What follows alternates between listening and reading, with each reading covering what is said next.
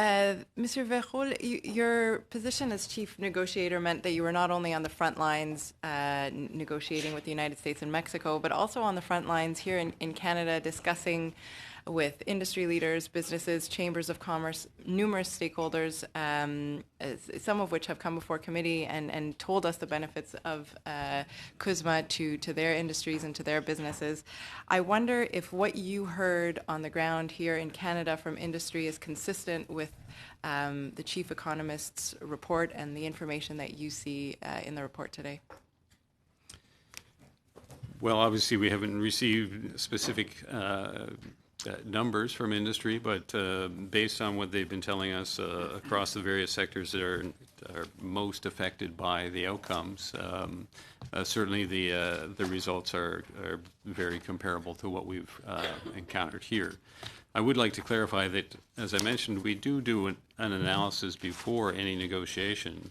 The notion of doing macroeconomic quantitative analysis during a negotiation and the expectation that people would have that as input into a negotiation doesn't happen. No country in the world does that. No negotiating team in any part of the world does that kind of analysis to inform themselves. My team, and we had a team of over 150 people working on this negotiation, largely were economists. They know their issues. We spoke intensively with the sectors that were involved.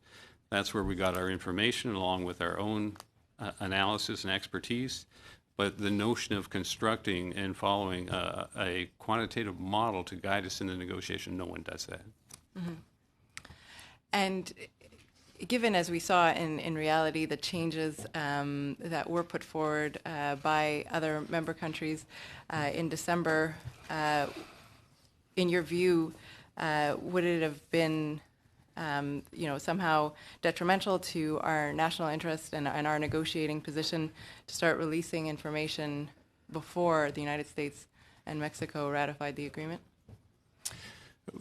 Well, that was our position that we took early on. We knew that there was discontent within the U.S., particularly in the House, that they did not agree with elements of what the U.S. had negotiated, and that there were discussions actively taking place. Mexico ratified very quickly. The U.S. ratified fairly quickly as well, but we knew there was a negotiation still going on. We had several issues that were of significant importance to us in that negotiation, particularly the issue of the data term for biologic drugs, which would have had a significant impact on us. The issue of getting dispute settlement processes that actually work as a part of that as well. Provisions on labor and environment. The negotiation was not done. So we saw little point in conducting a full economic analysis until the negotiations were actually completed. Thank you.